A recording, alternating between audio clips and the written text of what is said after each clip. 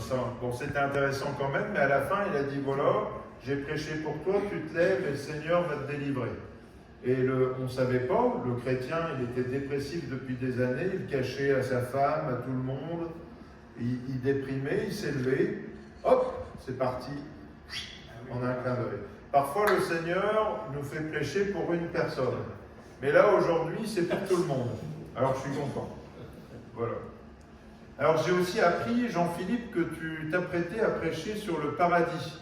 Alors là, tu es en train de te dire, oh, il m'a pris de court, il m'a coupé l'herbe sous le pied. Mais je tiens à te rassurer, prêche la parole, mon frère, parce que, eh bien, on va être très certainement complémentaires plus que redondants. Il n'y a aucun problème. Je me souviens de mon pasteur, M. Pouille, qui nous racontait que quand il était jeune, il était dans les mouvements baptistes réveillés. Parce qu'il y a les baptistes réveillés et puis les autres. Alors, j'en ai lui qui sont moins réveillés, je ne sais pas. Enfin, en tout cas, moi, si j'avais à choisir, j'irais chez les réveillés, je ne sais pas vous, mais... Et donc, son pasteur avait organisé, ils appelaient ça une croisade d'évangélisation, puisqu'il y avait Billy Graham dans les mouvements baptistes, là, il faisait des croisades.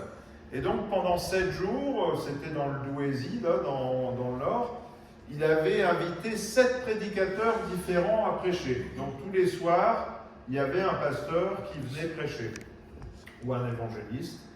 Et donc, en fait, les 7 jours, les 7 prédicateurs sans s'être concertés ont tous prêché sur le Fils prodigue. Et M. Pouille, pour expliquer que la parole de Dieu, elle est vivante, il disait en fait, on s'est régalé 7 jours, il n'y avait aucune redondance, et donc je pense que eh bien, le Seigneur, on voit bien, et puis on l'a vu à de nombreuses reprises ici, la direction puissante et précise du Saint-Esprit. Donc le Seigneur veut que nous soyons informés sur la mort, sur qu'est-ce qui se passe après la mort, etc., etc., parce que c'est essentiel pour nos vies. Alors, il y aura probablement 3 ou 4 réunions sur ce sujet. J'ai réfléchi, je me suis dit, est-ce que je fais shredding en surface et puis tout en une fois, ou alors est-ce qu'on va plus dans l'enseignement? Et le Seigneur m'a conduit à faire les choses vraiment dans le détail, et comme ça, on sera incollable sur le sujet. Et puis Jean-Philippe, il va rajouter une réunion dessus. Là on va être, ça va être question pour un champion. On sera incollable. Donc ça c'est bien. Alors c'est vrai que les discussions sur la mort, ça déchaîne toujours les passions. Si vous voulez avoir un dîner animé, vous dites qu'est-ce que vous pensez, qu'est-ce qui se passe après la mort, tout ça. Tout le monde va avoir un avis, ça va s'échauffer. Et il y a aussi des sentiments très mixés. Et souvent négatifs quand même, notamment la peur de l'inconnu pour ce qui est de l'au-delà, puisqu'il y a quand même très peu de personnes qui reviennent pour nous expliquer ce qui s'est passé, même si ça arrive. Jésus en est un bon exemple. Il y a des résurrections. Donc il y a la peur de l'inconnu, l'angoisse de ne pas savoir quand la mort va frapper, parce que s'il y a bien quelque chose que Dieu maîtrise, et on a entendu parler des rythmes de Dieu, et Dieu connaît, est le seul à connaître le nombre de nos jours. Est-ce que vous savez parfois il y a des films où il leur reste 24 heures à vivre et tout, alors il dit qu'est-ce que je vais faire? Du coup on a plein de trucs sur la liste, quoi. Il nous reste 24 heures, mais ça ne marche pas comme ça dans la réalité, on ne sait pas quand on va partir. Et c'est le Seigneur qui maîtrise le timing, même si nos hommes politiques veulent même contrôler quand est-ce que les gens partent, et ils légifèrent dessus, alors que c'est la prérogative de Dieu. On voit quand même des choses intéressantes en médecine, où on dit de certaines personnes, ils sont aux portes de la mort, et puis après, eh bien, ils se relèvent, et puis ils vivent 15 ans. Donc, moi, je pense qu'il faut quand même y aller mollo avec l'euthanasie et tout ça. Et de toute manière, d'un point de vue chrétien, c'est vraiment à Dieu de décider. Alors, on peut soulager la douleur, évidemment, mais là, c'est quand même, on rentre sur le terrain du divin. Et il faut faire attention. Alors il y a des angoisses, des craintes, des souffrances qui sont souvent quand même associées à la mort, même si parfois certains ont de la chance. Je me souviens de mon cousin Serge, sa femme, elle lui faisait son café, ils étaient tous les deux en retraite, et donc elle se levait première, elle faisait le café, elle mettait le café sur la table de chevet, et puis Serge il se levait à 8h30, voilà. Donc c'était le rituel. Puis là, 9h moins le quart, elle dit tiens, Serge, il reste dans le lit et tout. Et donc elle ouvre la porte, elle dit alors on fait la grasse mat et tout. Bah, Serge, il était mort dans son sommeil. Voilà. Alors ça a été un choc hein, pour la cousine et tout. Mais on lui a dit écoute, il est mort sans souffrance. C'est quand même une belle mort de partir dans son sommeil. Hein. Moi, si j'avais à choisir, c'est pas mal. Le mieux, c'est quand même d'être enlevé par le Seigneur. Hein. Comme Élie, alors là, il n'y a pas de mort. Et on voit que c'est les temps de la fin. Donc peut-être que certains d'entre nous vont vivre cette expérience. Ça, on en parlera après. Alors il y a aussi un sentiment d'impuissance, de colère et d'injustice face à la mort, parce que souvent on ne veut pas mourir. Hein. Parfois, il y a des gens qui veulent mourir. Et ça, c'est terrible. Et le Seigneur peut guérir les cœurs brisés, si c'est votre cas. Il peut vous redonner le goût de vivre, mais la plupart des humains aiment la vie et ne veulent pas partir. Enfin, en tout cas, tout le monde a un avis sur la question. Et puis si on discutait ensemble, vous auriez tous, on pourrait discuter des heures. Ça, c'est mon rêve, des prédications de 4 heures et tout ça. Mais on s'est arrangé avec le frère, il m'a dit attention. Hein. Alors, je vous livre quelques citations maintenant célèbres sur la mort. C'est jusque quelle heure, frère, que je le regarde parce que... On n'a pas discuté aujourd'hui. Non. Attention, David. Non, mais on a un accord général. Voilà, c'est 45 minutes, il m'a dit. Voilà. C'est très bien. On perd l'attention. On va faire 4 fois 45, une fois 8. Vers quelle heure? J'ai jusque quelle heure? Là, il est 11h15, que je le sache. 45 minutes, moins 5. C'est ça, donc... moins 5. 10, 40, 55 maxi. Ouais, c'est ça. Bien. Ça marche. Alors, quelques citations célèbres sur la mort. Ça, alors, il y en avait plein, mais j'ai dû faire un choix, et j'en ai beaucoup, et j'ai trouvé ça intéressant. Ça reflète aussi que les gens, ils cogitent quand même. Alors ça, c'est Sénèque, un philosophe, qui disait « Après la mort, il n'y a rien, et la mort du coup, elle-même n'est rien. » Alors ça, c'est son opinion, hein. C'est pas, on va le voir, c'est pas l'opinion de la Bible. Mais bon, il pensait que, voilà, on meurt et il n'y a plus rien après. C'est Claude Lanzmann qui disait « Nous sommes dans le paradoxe d'une société qui cherche à éviter la mort, faire comme si elle n'existait pas. » Et ça, c'est vrai, hein. Vous pouvez discuter avec les gens qui travaillent pour les pompes funèbres, tout ça. La plupart des gens ne se préparent pas à la mort, les testaments, voilà, les trucs, conventions, obsèques, tout ça. La plupart des gens, c'est l'idée qui les dérange et puis donc on n'y pense pas.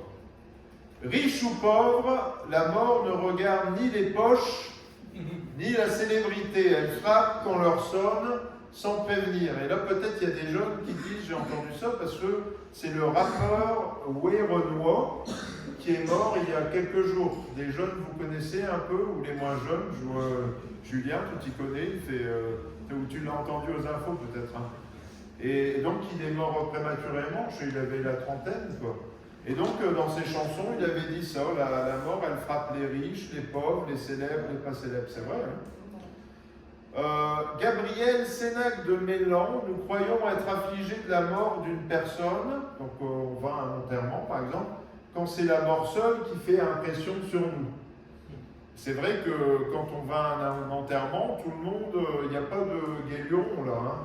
Tout le monde est comme ça parce que oui, on est triste de la personne qui part, mais un service d'inhumation, ça nous donne un miroir sur notre propre mortalité. Et donc tout le monde réfléchit lors d'un service. Moi j'en ai beaucoup. Celle-là j'aime bien, parce que celle-là elle est proche de la Bible. Quelle bonne... Alors ça c'est Lao Tse, j'imagine il est asiatique. Quelle belle conception les anciens avaient de la mort. Repos des bons, terreur des méchants. La mort c'est l'épreuve de la vertu. Et ça, c'est quand même intéressant. Alors ça, je la passe. aussi. Bon, j'en mets 2 en plus. C'est parfois la peur de la mort qui pousse les hommes à la mort. Parfois, on craint tellement la mort on dérape et tout ça. Ou alors, imaginez quelqu'un a tellement peur de la mort qu'il va boire, et puis il fait un coma éthylique et il meurt avant l'âge alors qu'il voulait surtout jamais mourir. Donc ça, c'est vrai que, et ça c'est Épicure qui a dit ça, donc il s'y connaissait. Alors sinon, ça c'est Pierre Dac. Si nombre de gens ont peur de la mort ne craint personne. Voilà, on arrête, on va lire la Bible quand même. Mais vous voyez, un petit peu, tout le monde a son avis sur la question. Alors, si la mort, elle est souvent appelée la grande inconnue, et elle pose question génération après génération, eh bien, pourquoi? Parce que les gens qui partent de l'autre côté ne reviennent pas nous faire un rapport, en général, nous expliquer, voilà, c'est comme ci, c'est comme ça. Eh bien, la Bible nous offre en fait un enseignement très complet sur ce qui va se passer après la mort. C'est extrêmement précis. Alors, il y a des petites parts de mystère, etc., mais quand même, on sait vraiment l'essentiel. Et vous savez qu'il y a un verset qui dit que Dieu est un Dieu qui se cache. Et là, c'est tellement important pour nous qu'on a quand même force détail dans la Bible. Donc et ça apporte une énorme différence entre les chrétiens et les non-chrétiens, ou ceux qui ne croient pas. C'est qu'en fait, on est au courant. Alors, est-ce qu'on peut être chrétien et quand même un petit peu avoir peur de la mort? Je pose des questions. Là, je suis en feu ce matin. Alors, je vais vous dire, ça, je ne l'ai pas dit, mais cette série de réunions, il va y avoir des fruits énormes, je vous le dis. Parce que le Seigneur me l'a dit, il va y avoir des réalisations. Et mes amis, vous savez, l'autoroute vers l'enfer, là, le chemin large et tout ça, on va le couper. Et on va orienter les gens vers le ciel. Amen. Et cette ville, elle va bénéficier de ça, j'en suis convaincu. Et vous allez bénéficier de ça. Parce que, une fois qu'on est informé, eh bien, on sait ce qu'on a à faire et tout ça, et on peut suivre le Seigneur, c'est quand même super. Alors, est-ce qu'on peut être chrétien et avoir un petit peu peur de la mort quand même?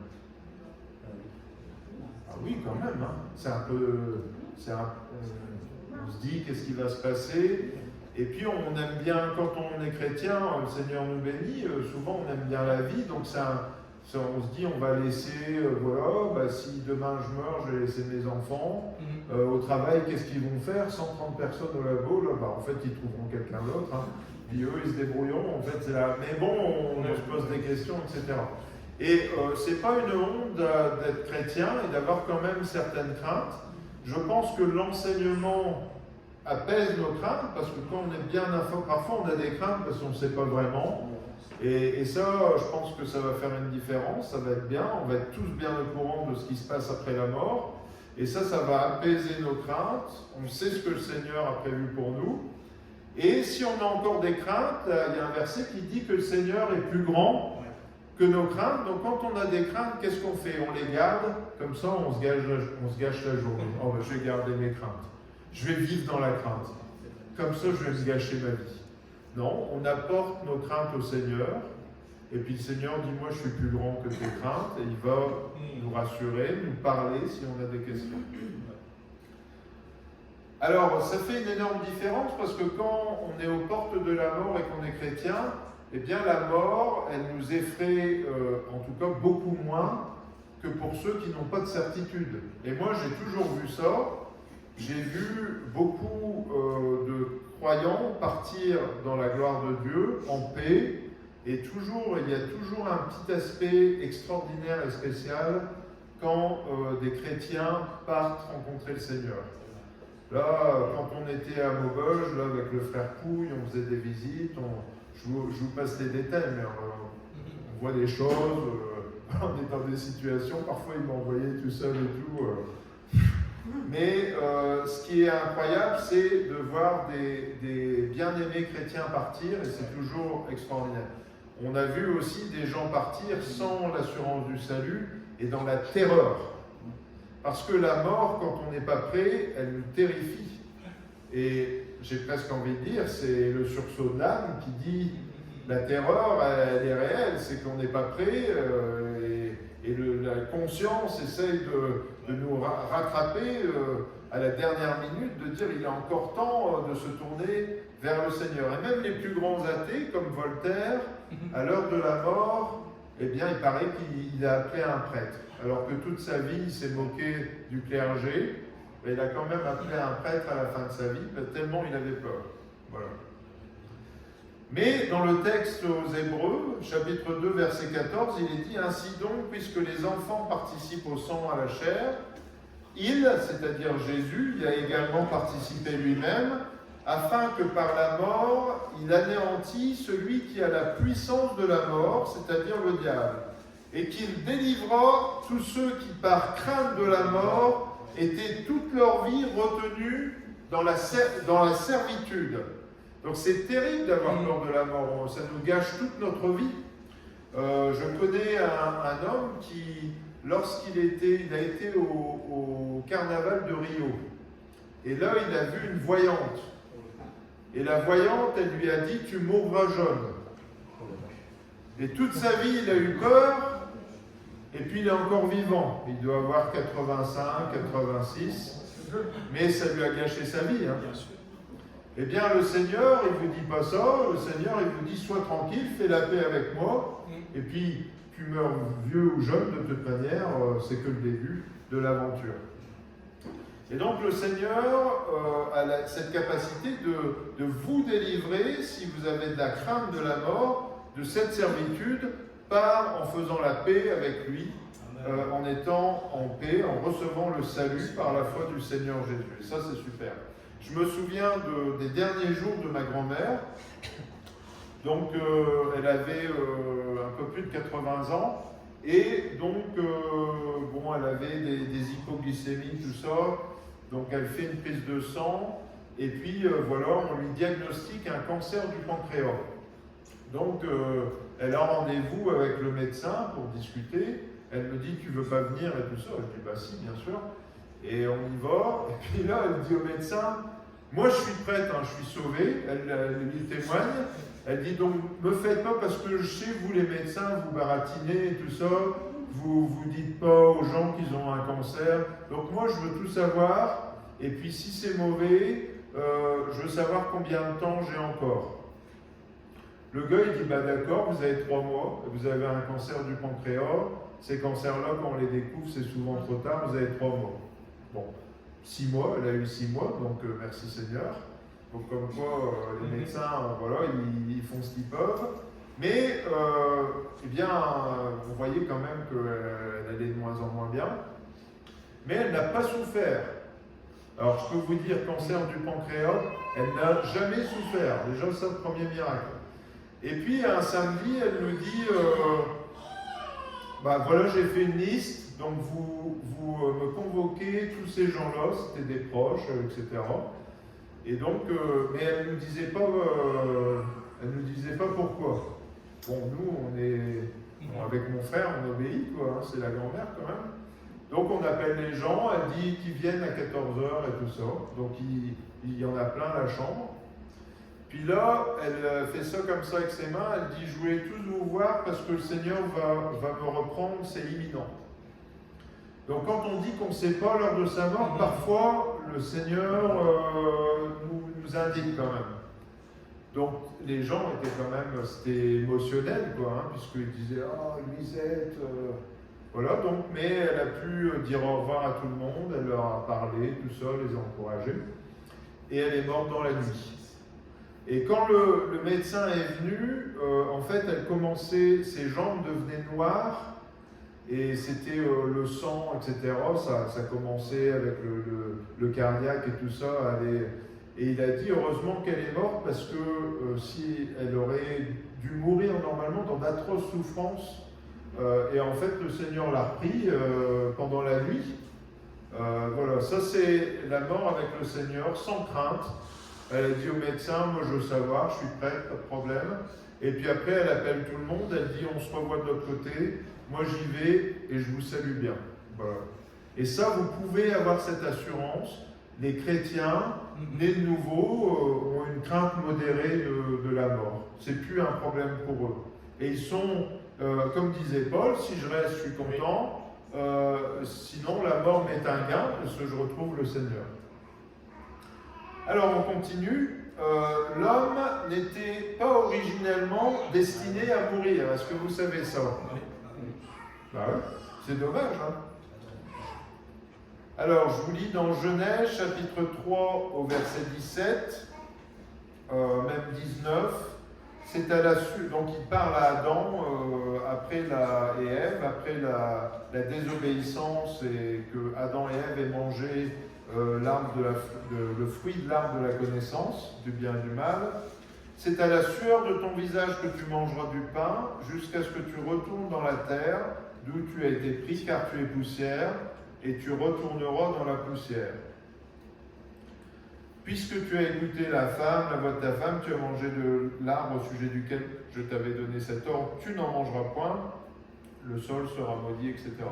Donc la mortalité, c'est une condamnation à cause de la désobéissance de Adam et Ève dans le jardin d'Éden. Au départ, ils avaient été designés pour vivre éternellement.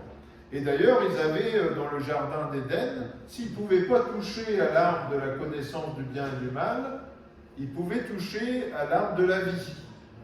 Donc l'arbre de la vie, vous en mangez, puis vous êtes régénéré. Donc si on pouvait en avoir dans le jardin, ben, ça serait bien ça. Hein, un petit coup de rhumatisme, c'est reparti. Il ne faut pas trop en manger, sinon on rajeunit trop, on redevient enfant. Et il y avait un film comme ça, où il vieillissait à l'envers. Genèse, chapitre 3, verset 22. L'Éternel, ça c'est important, écoutez bien. L'Éternel Dieu dit, voici l'homme est devenu comme l'un de nous, pour la connaissance du bien et du mal. Empêchons-le maintenant d'avancer sa main, de prendre de l'arbre de vie, d'en manger, de vivre éternellement. Et l'Éternel Dieu le chassa du jardin d'Éden pour qu'il cultivât la terre d'où il avait été pris. C'est ainsi qu'il chassa Adam et il mit à l'orient du jardin d'Éden les chérubins qui agitent une épée flamboyante pour garder le chemin de l'arbre de la vie. Et Genèse chapitre 5 verset 5, tous les jours qu'Adam vécut furent de 930 ans, je te le souhaite, puis il mourut quand même, parce qu'à l'époque il vivait vieux. Mais il a quand même, donc la malédiction s'est quand même accomplie, il a quand même fini par mourir comme le Seigneur lui avait dit. Mais c'est dommage parce qu'au départ, ils avaient l'opportunité, Adam et Ève, de vivre éternellement. Et voilà, ils n'étaient pas créés pour mourir. Et alors vous pourrez dire, mais quand même le Seigneur, il a été quand même raide, parce que non seulement ils sont morts, mais toutes les générations après, on a eu la condamnation. Donc c'est quand même un jugement sévère. Et vous pouvez peut-être vous demander, mais pourquoi c'était si sévère, etc. En fait, Dieu était obligé d'intervenir comme ça, parce que si Adam avait eu accès et à l'arbre de la connaissance et à l'arbre de la vie, il aurait eu une connaissance prodigieuse, infinie, et il aurait vécu éternellement. Et donc là, il aurait été presque, pas au niveau de Dieu, mais enfin, en tout cas, à un niveau largement supérieur par rapport à ce que Dieu avait établi comme périmètre. Et donc, lui, il pouvait avoir l'arbre de la vie, vivre éternellement, mais il ne pouvait pas avoir une connaissance infinie. Mais Adam et Ève, ils ont voulu les deux. Et en fait, ils se sont fait séduire par le diable, et ils sont tombés exactement dans le même péché que le diable. Parce que le diable, je peux vous lire le texte concernant, en fait, il a voulu s'élever au-dessus du trône à l'égal de Dieu. Et Dieu, il a pris la grosse tête, c'est un séraphin magnifique, et puis il s'est dit, je suis super beau, donc je voudrais être l'égal de Dieu. Et Dieu lui a dit, t'es chassé du ciel. Voilà. Ésaïe 14,13, tu disais en ton cœur, je monterai au ciel, j'élèverai mon trône au-dessus des étoiles de Dieu, je m'assiérai sur la montagne de l'assemblée, à l'extrémité du septentrion, je monterai sur le sommet des nues, je serai semblable au Très-Haut. Mais tu as été précipité dans le séjour des morts, dans les profondeurs de la fosse. Donc, Satan, il voulait tout, et il a été déchu. Et donc, il a séduit Adam et Ève, il a dit, regarde, si vous mangez de l'arbre, vous aurez une connaissance parfaite. Mais, il a oublié de dire, mais volontairement, que lui avait fait la même chose et qu'il avait eu un jugement sévère. Pourquoi? Parce qu'il avait désobéi à Dieu et il était sorti de son périmètre, de ce que Dieu avait prévu pour lui, qui était bon. C'était pas mal pourtant, il était séraphin, il avait des responsabilités, mais il a voulu avoir plus. Et Adam et Ève, ils ont voulu avoir plus que ce qu'ils avaient, ce que Dieu avait pour eux, qui était parfait. Et donc, Dieu s'est dit, si on les laisse comme ça, là, ils ont une connaissance parfaite, et puis ils sont éternels, bah, c'est pas possible, au niveau de la terre, ça va être des dictateurs, là, et puis ils auront plus besoin de moi, de toute manière. Donc, il les a remis à sa place, en disant, bah, vous vouliez la connaissance, maintenant vous l'avez, mais vous ne l'aurez pas parfaitement en mangeant tout le temps de cette arbre de la connaissance, vous l'aurez partielle. Et nous, notre connaissance, ben, on voit qu'il a fallu des siècles et des millénaires pour inventer le moteur à vapeur avancé. Donc, on avance un petit peu à chaque génération. Tandis que si on avait l'arbre de la connaissance, non, c'est science infuse, quoi. Là, il n'y a pas besoin de faire les plans pour Gustave Eiffel. Il fait la tour Eiffel comme ça, direct. Mais on n'a plus accès à ça. Donc en voulant avoir trop, Adam et Ève ont tout perdu. Donc ils ont perdu l'immortalité et donc cette connaissance qu'ils n'avaient pas, ben, ils l'ont toujours pas. Voilà.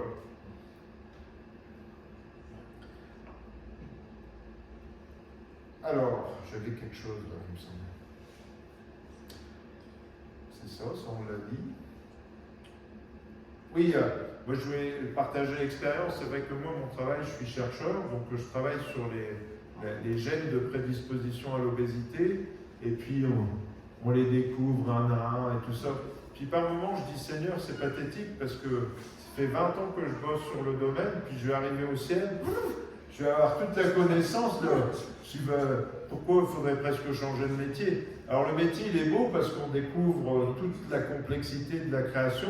Mais il y a quand même un aspect un petit peu poche, là, où en fait on dévoue notre vie à une cause, là, et puis on fait quelques belles découvertes, mais bon, le Seigneur, lui, connaît tout déjà.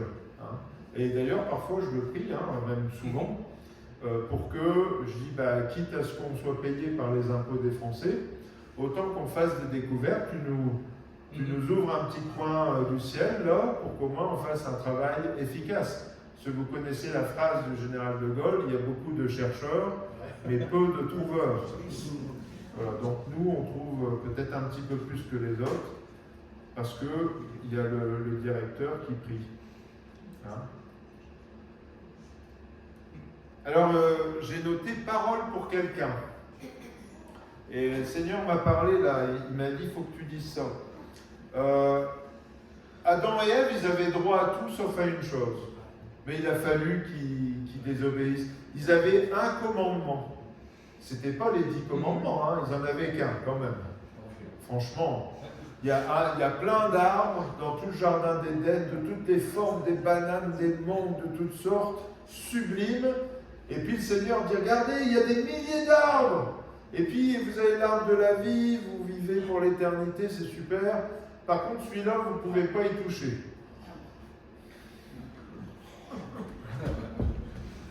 Et puis, pof, voilà. Et donc ça, c'est quand on veut tout.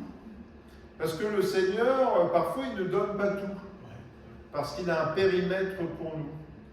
Parfois, et on veut le beurre et l'argent du beurre, on veut la part que Dieu nous accorde, des avantages, des privilèges, dans le cadre de sa parole, mais on veut parfois aller au-delà du cadre de sa parole. Par exemple, on veut du salut. Oh, Seigneur Jésus, le salut gratuit, super. Et puis, on veut aussi le péché. Donc, on pêche toute la semaine, et puis le dimanche matin, on dit, oh, pardon Seigneur, comme cette poissonnière qui avait du poisson avarié, et qui était sur le marché, qui disait « Poisson frais !»« Pardon Seigneur. »« Poisson frais !»« Pardon Seigneur. » Le Seigneur, il était en haut, il dit quand même, elle se moque de moi ou pas? Donc, vous voyez ce que je veux dire parfois, et vous savez, parfois dans la vie, on perd tout, un peu comme Adam et Ève, ils ont quand même perdu beaucoup, et on se dit Seigneur, tu m'as abandonné, etc. Mais on oublie de penser qu'en fait, on a voulu aller au-delà de ce que le Seigneur avait pour nous, parce qu'on voulait tellement, on voulait tout, on n'est pas satisfait, etc. Si ça vous parle, vous me le direz, je serai encouragé. Alors, information importante et réjouissante pour les chrétiens. Lorsque Dieu créera de nouveaux cieux et une nouvelle terre, cette malédiction, notre mortalité, ça sera fini. Cette malédiction sera brisée et les humains rachetés par le Seigneur Jésus, par l'agneau, auront de nouveau un corps glorifié et immortel comme Adam et Ève. Car ils habiteront avec Dieu. La Bible dit heureux ceux qui n'ont pas vu mais qui ont cru. Mais là, on sera sur une nouvelle terre, nouveaux cieux, et on pourra voir le Seigneur directement. C'est super quand même. Hein? Et donc, quand on sera au ciel, on verra une photo de Brad Pitt, puis on dira, ce sera tellement beau quoi. On dira, oh le pauvre, hein. Il n'a pas eu de chance quand même celui-là. Hein. Le pauvre jeune. Oh, il n'est pas terrible. Hein. C'est vrai, ça sera comme ça, on sera tous magnifiques. Oh Seigneur, finis les 120 kilos. Oh, merci Seigneur, ta délivrance bientôt. Vous allez me dire, tu peux faire un régime un petit peu aussi, c'est vrai. L'homme est tripartite. Le corps est mortel, mais l'âme et l'esprit sont éternels. Donc l'homme est tripartite, fait de 3 composantes, ou 3 compartiments. Thessaloniciens, 1 Thessaloniciens, chapitre 5, verset 23. Que le Dieu de paix vous sanctifie lui-même tout entier. Alors vous allez dire, on n'a pas le temps de chercher dans la Bible, mais moi je les ai directs. Hein? Alors il y a un chrétien qui m'a dit, moi j'aime pas trop ton ordinateur, alors je préfère une grosse Bible et tout ça. Et c'est quand même pratique, hein. Vous voyez que là on peut, voilà, donc il y a du pour et du contre. Alors, 1 Thessaloniciens 5, 23. Que le Dieu de paix vous sanctifie lui-même tout entier, et que tout votre être, l'esprit, l'âme et le corps, soient conservés irrépréhensibles lors de l'avènement de notre Seigneur Jésus-Christ. Donc vous voyez, je vous raconte pas des cracks, c'est écrit dans la Bible, on est tripartite ou trinitaire. J'ai un peu cherché pour avoir l'air intelligent. Nous sommes trinitaires, tripartites. L'homme et la femme sont composés de 3 compartiments, le corps, l'âme et l'esprit. Vous savez que comme on est créé à l'image de Dieu, eh bien il y a Dieu le Père, Dieu le Fils et le Saint-Esprit. Et donc le Père, il représente l'âme, on va discuter, le Fils le corps, puisqu'il a été incarné, et l'Esprit, là c'est facile.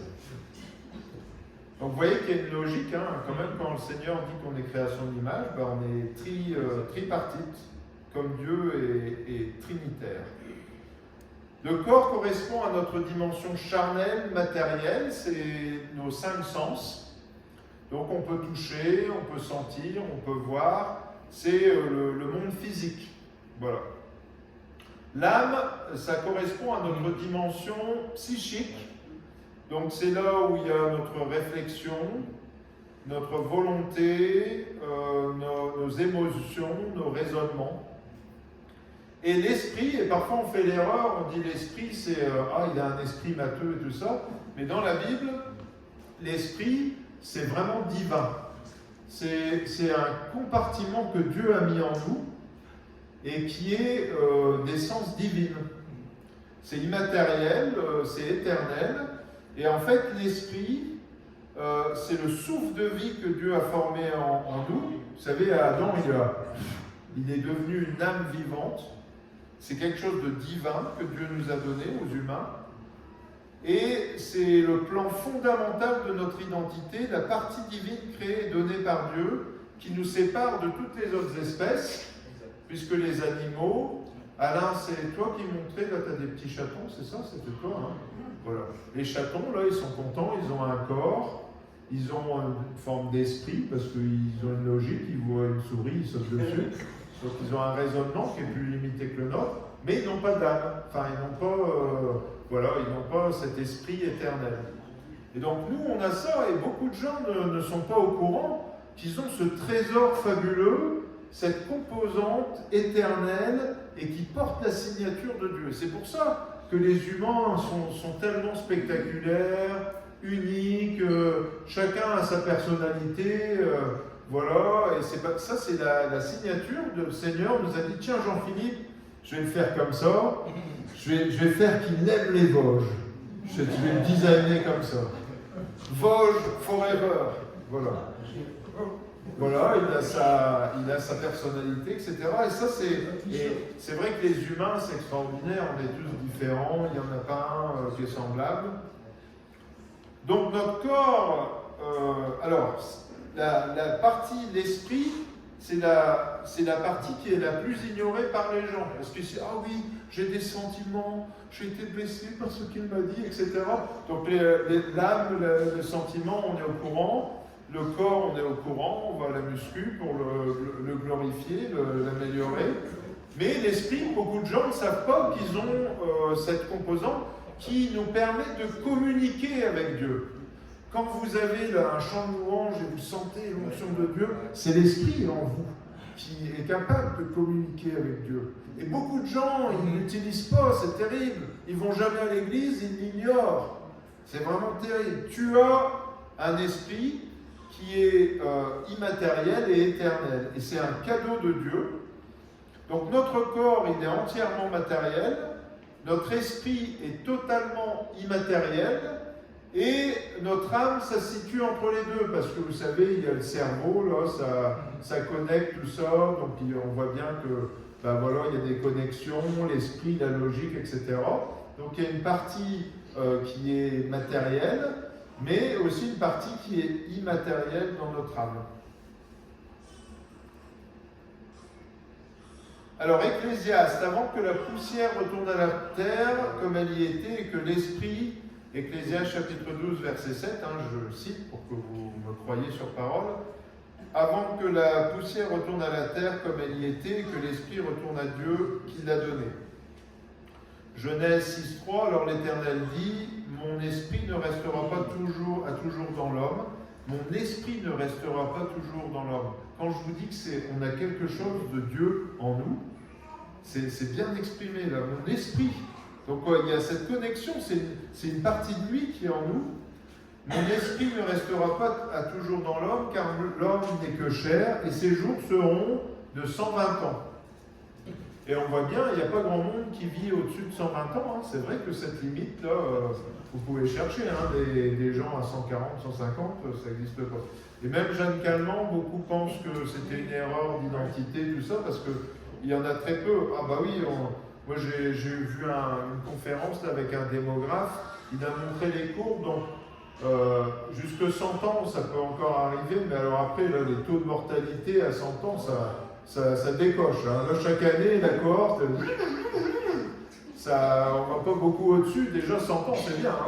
Franchement, alors il y a des super centenaires qui arrivent à 110 ans difficilement, mais le Seigneur l'avait dit, 120 ans, c'est maxi, quoi.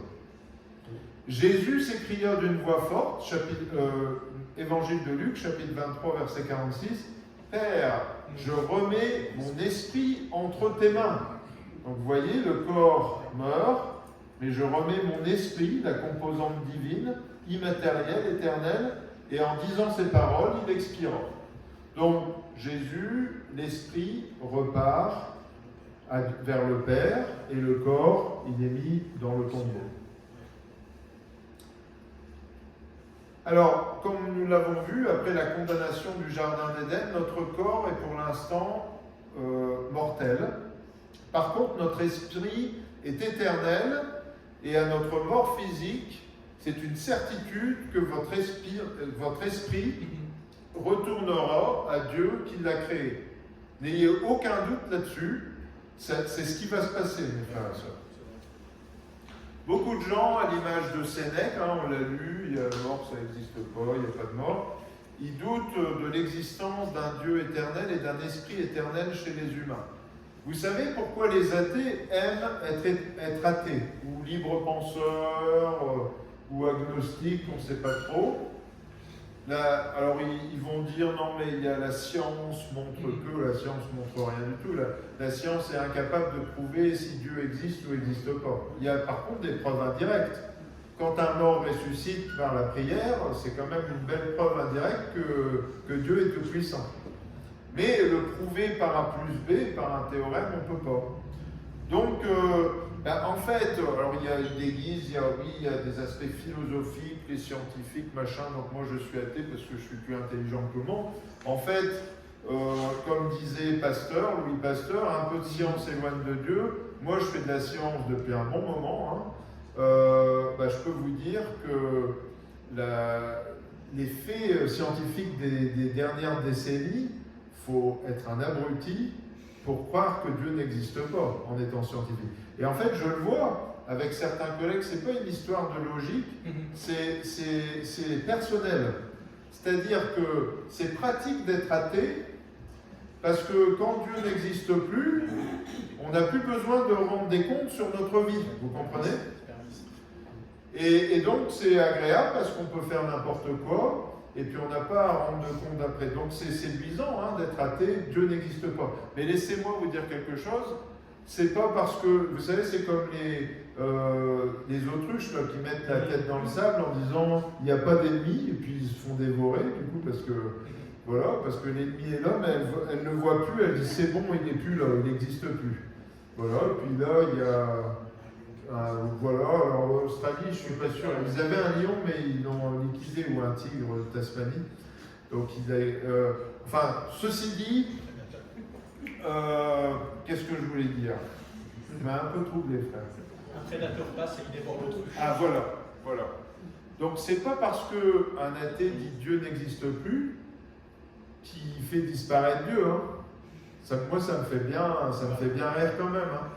Et donc, on peut faire comme l'autruche, mais les athées, comme tous les autres, quand ils mourront, le corps retournant à la poussière, et l'esprit va se retrouver en face de Dieu qui dira alors, il paraît que tu as été athée toute ta vie, qu'est-ce que tu dis maintenant? Parce que je suis en face de toi et tu as des comptes à rendre. Tu ne voulais pas rendre des comptes sur ta vie, mais moi je vais te demander des comptes. Tu sois content ou pas. Et ce qui est surprenant avec parfois les athées, c'est qu'ils méprisent les croyants. Ils se moquent d'eux, etc. Mais en fait, moi j'ai toujours et on prie pour les collègues et tout ça, j'ai toujours beaucoup de tristesse pour les athées, parce qu'ils vont se réveiller dans l'éternité avec des grosses surprises, et c'est terrible. Je vais vous raconter une anecdote, comme ça me vient à l'idée. J'ai une collègue qui, à table, disait de toute manière, la Bible c'est des sornettes, il faut vraiment être débile pour croire dans ces trucs-là. Bon, donc, moi j'entendais ça, je dis ah bon. Et puis il y a des musulmans aussi dans notre labo, donc Basma était comme ça. Tout le monde est écœuré. Ça sert à quoi de dire ça? Tu crois pas, mais pourquoi t'attristes tous ceux qui croient? Bon, donc elle faisait bien la maligne, et puis elle a eu un bébé, et la petite fille a eu un AVC, ce qui est extrêmement rare, et pendant des semaines, elle a été entre la vie et la mort.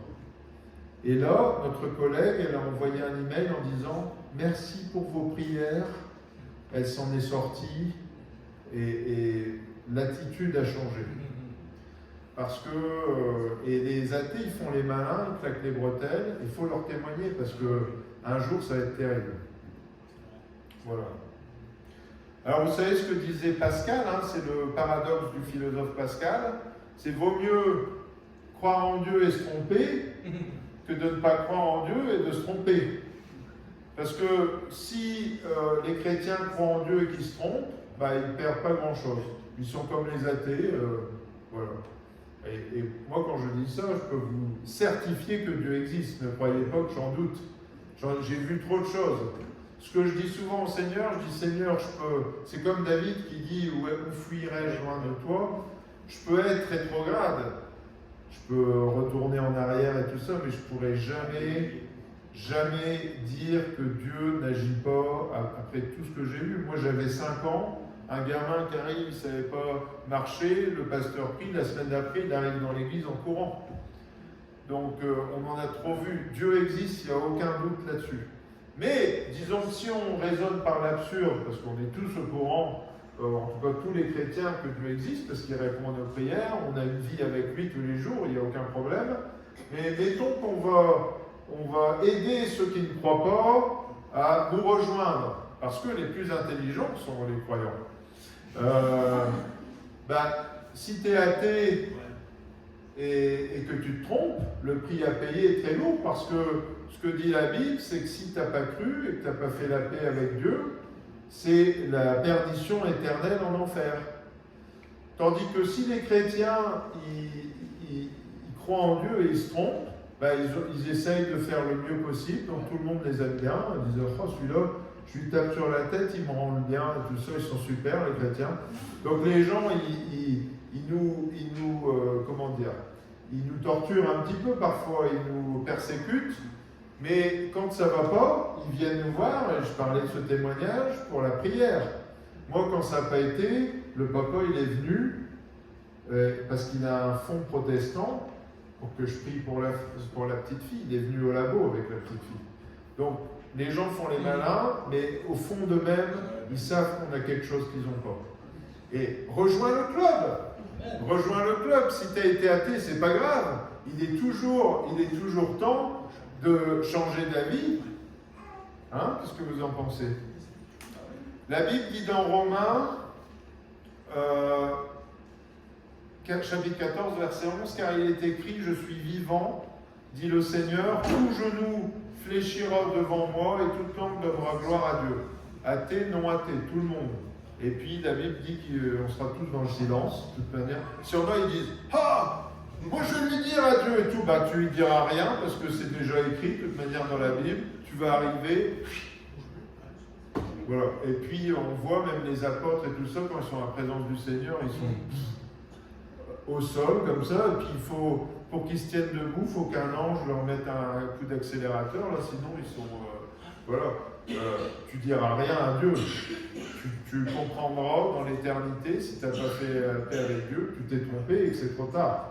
Et ça, on va le voir après, et c'est tout ce qui se passera. Parce que tout genou fléchira devant le Seigneur, et toute langue lui donnera gloire. Ainsi, chacun de nous rendra compte à Dieu pour lui-même. Les critiques, laissez tomber. On a déjà assez de boulot avec nous-mêmes. Qu'est-ce que vous en pensez? On peut être critique avec soi. On peut faire son autocritique. Les autres, laissez tomber. Ne jugez point afin de ne pas être jugé. Essayez déjà, dire je suis prêt. Si le Seigneur me reprend et tout ça, ça c'est super. Est-ce que c'est très rapide, hein, le temps pour quelques arguments, parce que ça me frustrerait un petit peu de ne pas vous donner quelques petits arguments qui prouvent l'existence d'un esprit éternel. Parce que sinon, ça va être un petit peu, finir un petit peu... Voilà. Alors, si vous ne croyez pas en Dieu et en l'existence de l'esprit éternel chez l'humain, profitez-en, ça va changer dans les secondes qui suivent, parce que je vais vous convaincre que c'est une absurdité de penser comme ça, et que oui, nous avons un compartiment de nous-mêmes qui a été mis par Dieu, qui est divin. Vous allez voir, c'est difficile de ne pas le croire, après ce que je vais vous donner. Alors déjà, le divin chez l'humain, vous allez dans la chapelle Sixtine, c'est quand même, il y a de l'art. Alors j'ai lu l'histoire de Congo, un chimpanzé peintre, et il paraît qu'il a peint 400 tableaux durant sa vie, et certaines de ces toiles se sont vendues plusieurs milliers d'euros. Bon, mais alors en lisant sa biographie, puisqu'il a une page Wikipédia, Congo, les experts pensent qu'il y a eu fraude, parce que c'était quand même ils disent que le style de Congo, c'était de l'impressionnisme abstrait. Plus difficile à croire, et il se trouve que le maître était lui-même peintre. Et donc, les experts ont des doutes sur la réalité des peintures. Ils pensent que le maître a donné un petit coup de main, et puis qu'après, il a utilisé Congo pour que ce soit sensationnel, et puis pour se faire un petit peu d'argent de poche. Voilà. La réalité, c'est qu'aucun chimpanzé, aucun animal ne peut peindre la chapelle Sixtine. Regardez les merveilles des accomplissements humains, et vous saurez qu'il y a du divin en nous. Point à la ligne. Frustration, si on disait qu'on est frustré, on est en colère face à la mort. Pourquoi? Parce qu'on a une âme un esprit qui est éternel et un corps qui est mortel. Donc c'était pas ce qui était prévu au départ. Tout devait être éternel. Donc il y a un découplage. Moi, je voudrais faire 50 métiers, par exemple. Je suis écœuré, quoi. Je peux en faire qu'un. À la fois, j'aurais fait plein de trucs. Et en fait, vous voyez cette frustration qu'on veut vivre, on dit c'est court, la vie, ça passe vite, etc. C'est parce que notre esprit est éternel et il est prisonnier pour l'instant dans un corps qui est mortel et ça ne va pas du tout. Ça, c'est un argument. Vous pensez que les chiens, ils se disent « Oh, la vie passe vite » et tout ça. Ils vivent dans l'instant présent, puis un jour ils meurent et puis ils ne pensent même pas « J'aurais aimé vivre plus longtemps », tout ça. Ils n'ont pas ces considérations, mais nous, on a ces considérations parce qu'on est éternel.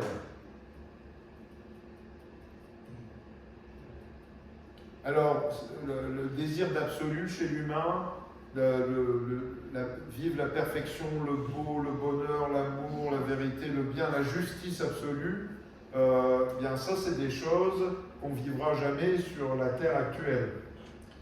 Mais on a la possibilité de vivre cette perfection dans le ciel. Alors pourquoi on vise ces objectifs-là? Pourquoi on n'est pas en train de se dire la vie est injuste et puis je suis très content avec ça? De toute manière, c'est bien vérifié maintenant, moi c'est super. Je vis des injustices, j'aime ça. De toute manière, c'est ce qu'on s'attend à vivre sur Terre. Non, on est très sensible à l'injustice, on veut des choses absolues. Ça, c'est notre esprit qui nous dit il y a mieux et j'ai mieux pour toi dans le ciel.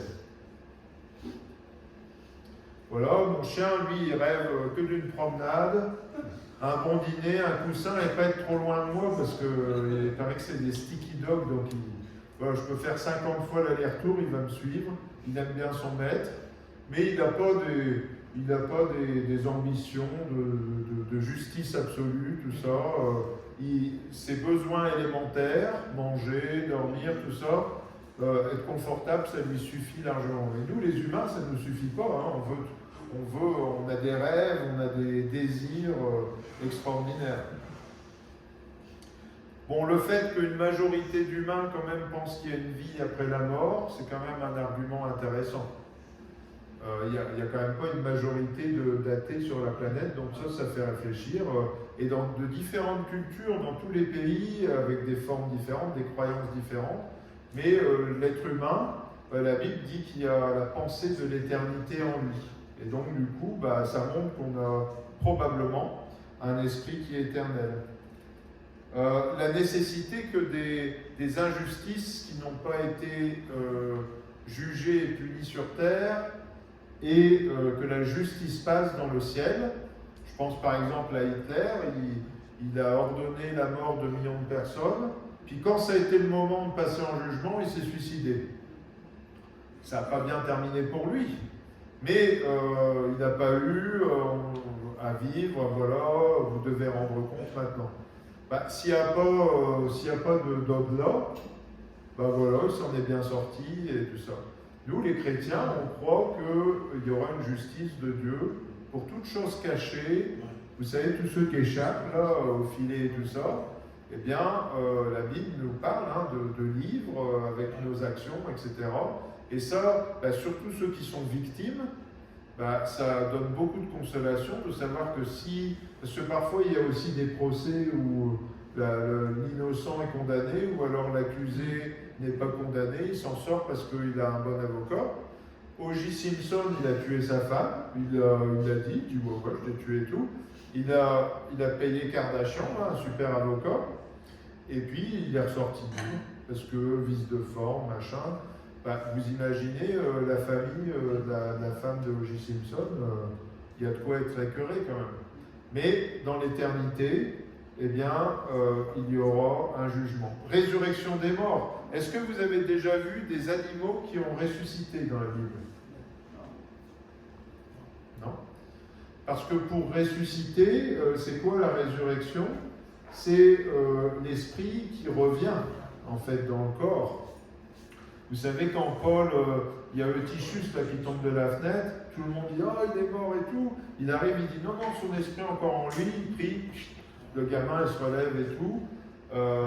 Voilà, donc ça, les résurrections des morts, ça démontre, on ne voit pas ça ailleurs que pour l'espèce humaine, parce que, en fait, eh bien, c'est l'esprit qui est éternel, qui revient dans un corps mortel, et avec la puissance de Dieu, ça revitalise. Ce qui est essentiel pour nous, c'est pas ni le corps ni l'âme, c'est l'esprit, parce que c'est ce qui va nous survivre.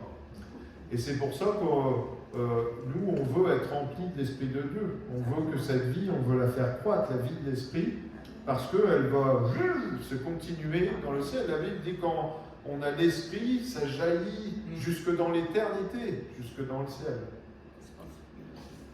Des expériences de mort imminente, ça, vous avez déjà entendu parler de ça? C'est intéressant.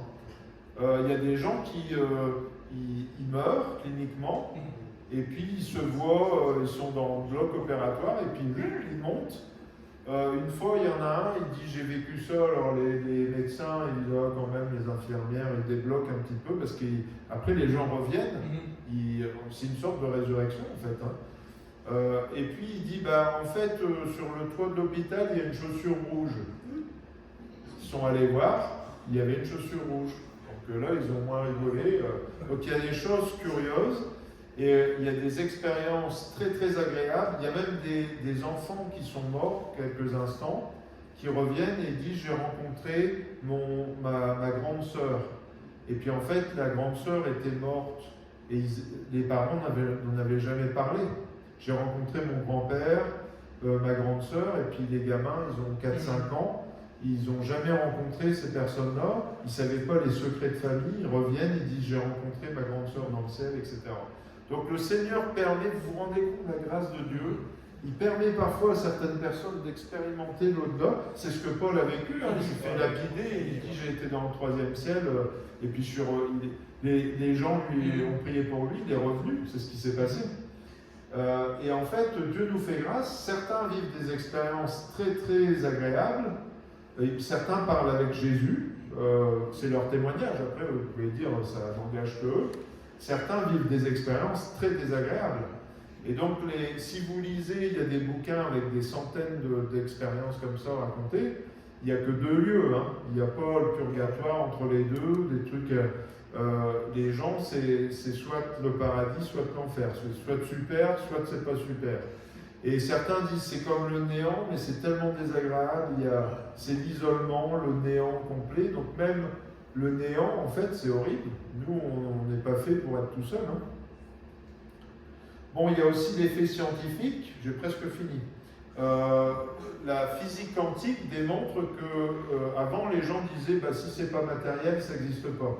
Mais la physique quantique, avec, vous savez, les notions d'ondulation, de lumière et tout ça, démontre qu'une entité peut avoir une existence sans qu'il y ait d'atomes et de matière. C'est parfaitement expliqué maintenant en science. Il y a de multiples preuves. Et donc les scientifiques disent oui, techniquement, une âme, ça peut exister, même si on n'arrive pas à le mesurer. C'est qu'avant, les gens, pour mesurer si on avait un esprit, ils pesaient avant, après la mort. Mais comme c'est immatériel, c'était le même poids. Voilà. Voilà, j'ai fini, c'est bien. Donc vous voyez, c'est quand même un certain nombre d'arguments qui montrent qu'on a quand même beaucoup de raisons de penser qu'il y a une composante qui est l'esprit, qui a été donné par Dieu, qui retournera à Dieu le jour où on mourra, qui est éternel, Et ça doit nous permettre de réfléchir. Ça serait bien quand même que je me prépare à rencontrer le Seigneur. Et ça viendra les prochaines fois. Amen. On va prier ensemble.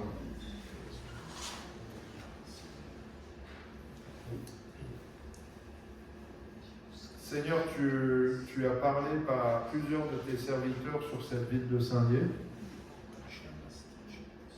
Et tu nous as annoncé que tu allais établir ton royaume dans cette ville.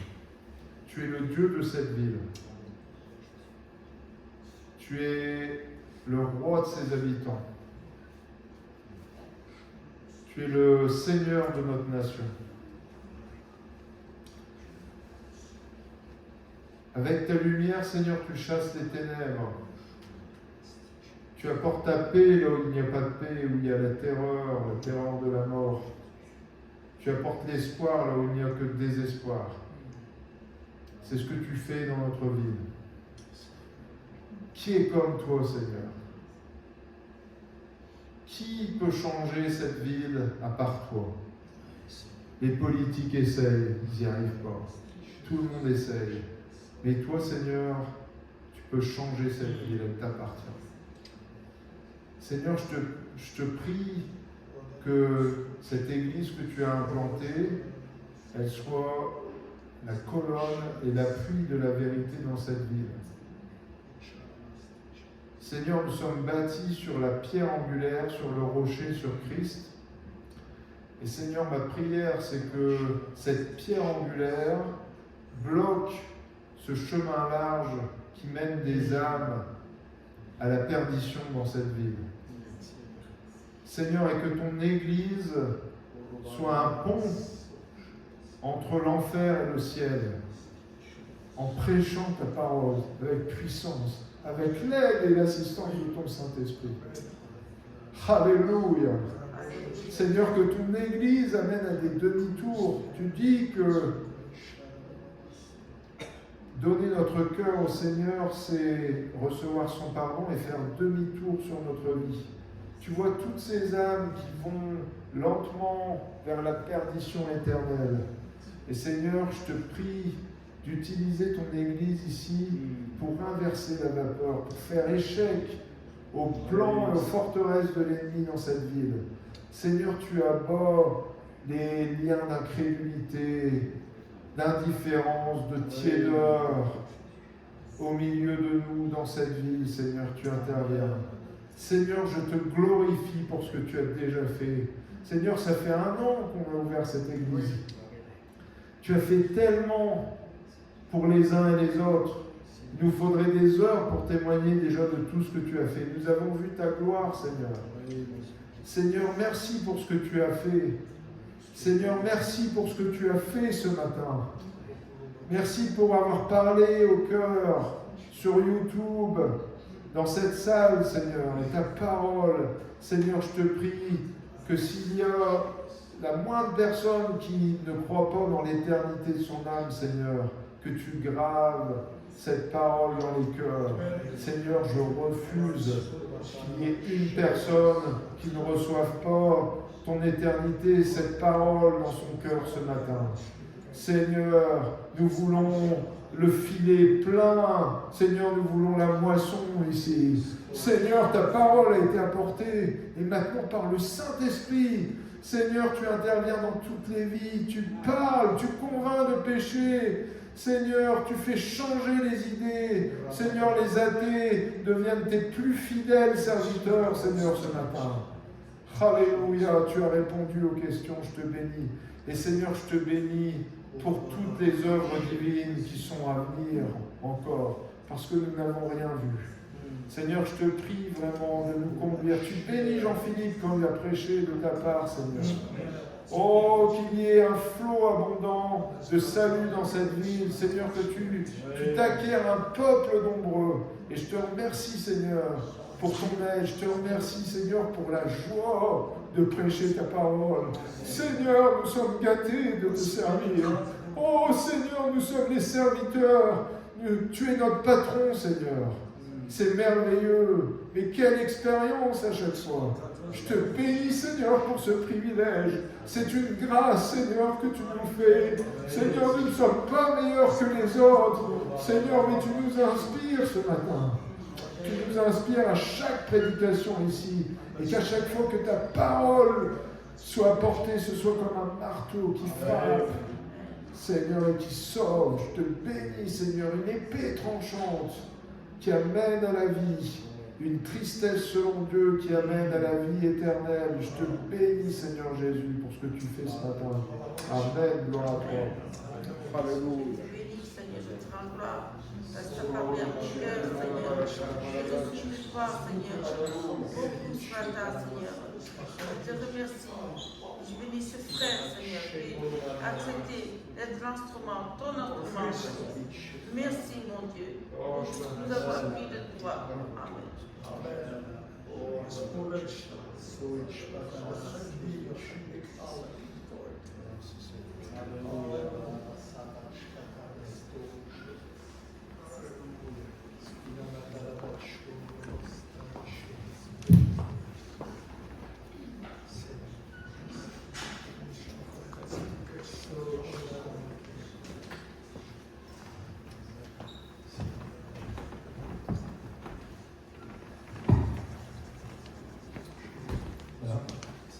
Avant de laisser la passage au Marc, on pourrait cette chanson qui nous dit bien de la croix, même dans ce coup.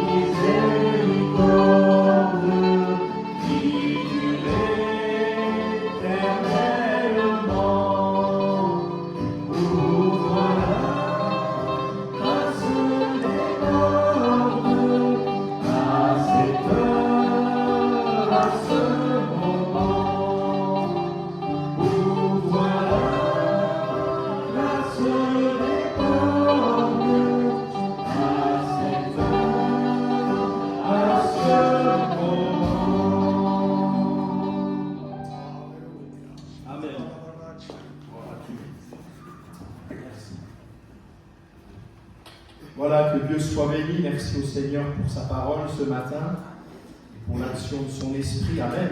Amen. Alors, je vais simplement vous lire 3 versets dans Lévitique 16 pour introduire ce temps de la Sainte Seine. Je vais demander à Julien, si tu veux bien venir, et puis Nathan, si tu veux bien aussi venir, les frères, maintenant. Comme ça, vous allez servir ensuite le repas au milieu de nous. C'est dans Lévitique au chapitre 16, et je vous lis simplement ces versets. On est dans la fête des expiations, et pour ceux qui sont à l'étude biblique, le jeudi, on est en plein dedans, dans Lévitique. Voilà ce qui est dit: il prendra les 2 boucs, il les placera devant l'Éternel à l'entrée de la tente d'assignation. Aaron jettera le sort sur les 2 boucs, un sort pour l'Éternel, un sort pour Azazel.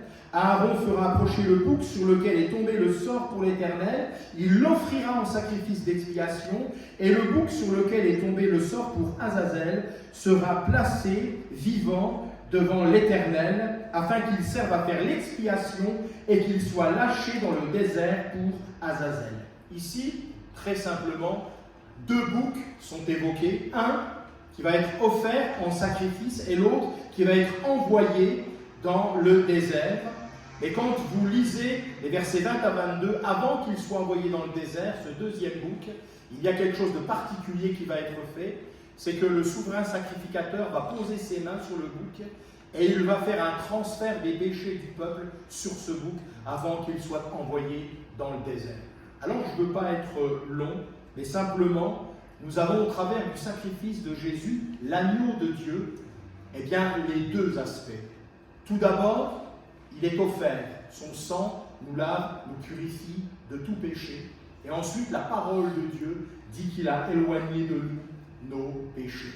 Il est celui qui va satisfaire pleinement la volonté de Dieu, la justice et la grâce se rencontrent à la croix. Alors en prenant le pain et le vin ce matin, nous voulons nous souvenir que nous n'avons pas été rachetés à prix d'or et d'argent, mais au travers d'un sacrifice sanglant, et que pour cela et à travers cela, nos péchés sont pardonnés. Amen. Et c'est quelque chose de tellement précieux. Les frères, si vous voulez bien présenter le pain, le vin, ensuite on partagera, vous garderez les éléments et on les prendra ensemble à la fin de la distribution. Que Dieu soit béni. Seigneur, merci encore pour ton sacrifice à la croix, Seigneur. Merci pour cette possibilité, Seigneur, que tu nous donnes accès, Seigneur, au paradis, à la vie éternelle, Seigneur. C'est vrai. Merci encore, Seigneur, d'avoir racheté chacun de nos péchés, Seigneur, mon Dieu. Nous présentons, Seigneur, le pain et le vin, Seigneur, que nous puissions prendre conscience, Seigneur, vraiment de l'importance et du côté incroyable, Seigneur, de ce don, Seigneur, de toi envers nous, Seigneur. Gloire à toi, Jésus. Amen. Amen. Merci Seigneur pour ton sacrifice. Merci Seigneur d'avoir mis ce message sur le cœur de David, parce que nous sommes tous rassurés aujourd'hui. On n'a plus aucun doute. Merci de nous avoir tous pardonné. Merci de nous aimer comme on est. Merci de nous aimer tous les jours surtout. Oui. Merci pour ton sacrifice. Amen. Amen. Sois béni. Alléluia. Gloire à Dieu. Les frères vont partager. On peut encore élever, quelques voix peuvent s'élever encore pour bénir le Seigneur. Alléluia. À toi soit la gloire, notre Dieu. Seigneur, nous voulons dire avec ta parole, à qui irions-nous d'autre qu'à toi? C'est toi qui as les paroles de la vie éternelle. Et nous avons connu que tu es le Fils de Dieu. Merci Seigneur pour encore ta parole qui vient encore appuyer toutes les convictions que nous avons à travers la méditation de ta parole sur ce qui nous attend. Le meilleur est à venir. Seigneur, lorsque nous levons les yeux vers le ciel, nous savons que le ciel est habité, que Dieu y a établi son trône, que le Fils de Dieu là intercède en notre faveur, et qu'au temps marqué par Dieu, comme Christ est venu dans le monde, il reviendra chercher l'Église, qu'il attirera sur les nuées, et les morts en Christ ressusciteront premièrement. Et Seigneur, ainsi, tous ensemble, nous serons avec toi. Réjouis, Seigneur, de te voir, alors que nous ne te connaissons que imparfaitement, de te voir, de te connaître, et de savoir que cela est pour l'éternité. Béni sois-tu, Seigneur. Amen. Alléluia.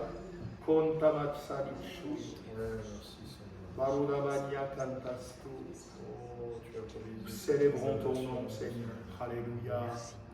Nous élevons le nom du vivant, du ressuscité, qui a inauguré une route nouvelle. Amen, amen. Qui nous donne accès, Seigneur. Oh, alléluia. À toi soit la gloire, Seigneur. Béni soit notre Dieu. Gloire à Dieu. Sois béni, Seigneur.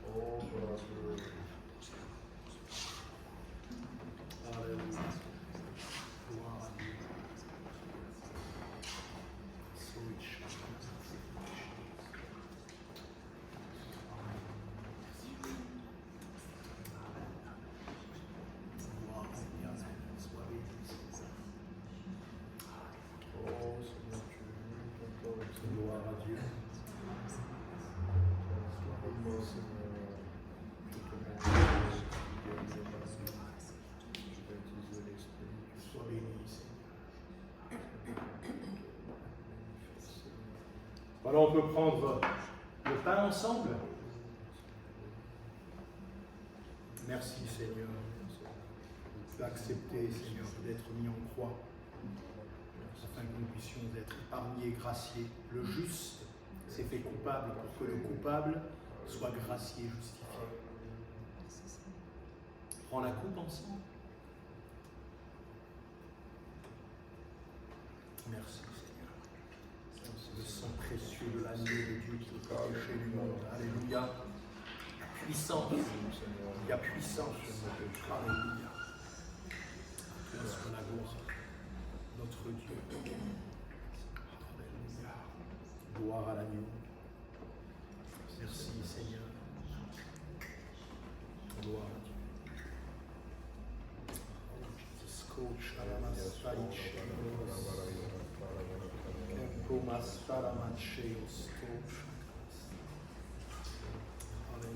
Béni sois-tu, Seigneur.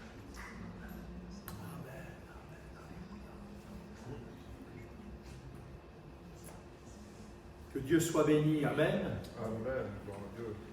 Je vous invite vivement à, parce qu'on est vraiment dans la suite un peu, là, dans tout ce qui est partagé en ce moment, je vous invite à aller regarder sur Centre Évidence Montrouge, la foi face à l'actualité de cette semaine, puisque la plus grosse partie des échanges, c'est sur la fin de vie. Et là, vous verrez un petit peu tout ce qui est échangé, partagé sur cette thématique qui est, c'est vrai, d'actualité, la fin de vie. Et beaucoup d'arguments sont donnés, sont partagés, qui vont dans le sens de ce qu'on a entendu aussi dans ce que nous a apporté David, sur le fait que c'est Dieu le maître. Et qu'on n'a pas à se substituer à Dieu. Et je vous laisse, je ne vais pas aller regarder la foi face à l'actualité de cette semaine, et vous verrez, c'est très intéressant. Ce matin, on avait aussi, et on a la joie d'avoir avec nous Emmanuel. Salut Emmanuel. Voilà. Alors, je l'ai connue beaucoup plus petite, pas plus petite, beaucoup plus jeune, on va dire, voilà, dans les rencontres de jeunesse, enfin bref, dans pas mal de choses. Donc, elle est au milieu de nous, elle vient, nouvelle résidente de Saint-Dié, c'est une nouvelle déodacienne, voilà, alors que Dieu te bénisse richement. Alors, pour ceux qui connaissent, bien sûr, c'est la fille de Marie-Christine et Fabien Barthelot, voilà.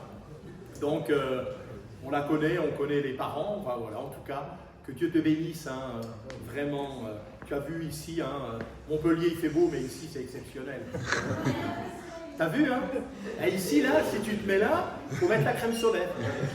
Tu vas te dire, waouh, jamais j'ai vécu ça.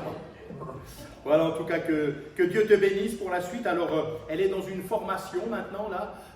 Alors, je disais, mais c'est incroyable, là, parce que dans cette église, entre tout ce qui concerne le travail social, médical, paramédical, on est blindé chez nous.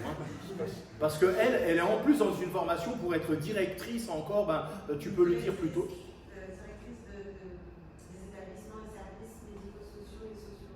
Voilà. Dans le secteur social et médico-social. Voilà, c'est ça. Et tu as été éducatrice. Et j'ai été pendant une quinzaine d'années éducatrice. Voilà. Après, Voilà, donc vous voyez, là, il y a vraiment, c'est incroyable, ça n'arrête pas, ça n'arrête pas, c'est impressionnant. Mais je suis convaincu d'une chose, c'est que Dieu nous conduit dans quelque chose de particulier dans cette église. C'est pas possible autrement. Moi, je ne peux pas le croire. Avec tout ce qui se fait là, et je pense face aux besoins de la municipalité, il y a vraiment quelque chose à faire que Dieu nous conduise, mais il va le faire, il le fait déjà de toute façon. Alors moi, je bénis Dieu parce que je vois l'armée qui arrive, et après on part à la guerre. Parce que partir à la guerre sans armée, espérance de vie, t'es d'accord, Oui, d'accord. C'est bien. Oh. Voilà. On est équipé, exactement. Dieu qualifie ceux qui l'appellent. Amen. Il n'appelle pas les qualifiés, mais il qualifie ceux qui l'appellent, ceux qui ont à cœur vraiment de le suivre. Que son nom soit béni. Mardi, on se retrouve ici pour la réunion de prière. On va attaquer le psaume 32. Là, il y a de quoi aussi. Ce jeudi, donc il n'y aura pas de rencontre d'évangélisation. On se retrouvera le jeudi d'après pour l'étude biblique. On est en plein dans le Lévitique. On va terminer les sacrifices avant d'arriver vers un autre thème, les fêtes dans le Lévitique. Alors Excellent, donc pas ce jeudi, le jeudi d'après. Dimanche prochain, nous aurons notre culte ici, donc dans la présence du Seigneur et dans l'action du Saint-Esprit. On veut vraiment encore s'attendre à la grâce de Dieu. Amen. Un dernier chant, on se lève, on chante le Seigneur, on lui rend gloire. Amen. Dans 900 ans, tu vas faire. Je lui ai dit, t'as pas fini de jouer de la batterie. Voilà.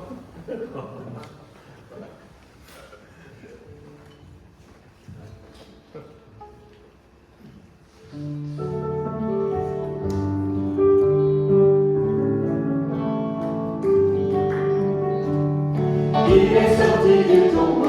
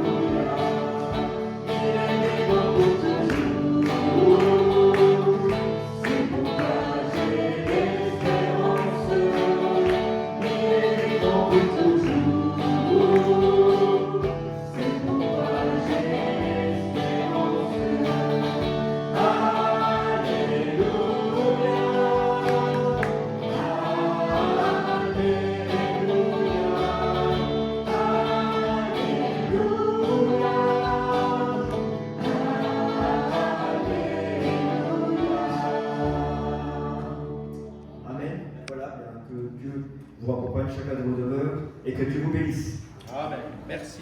Toi aussi.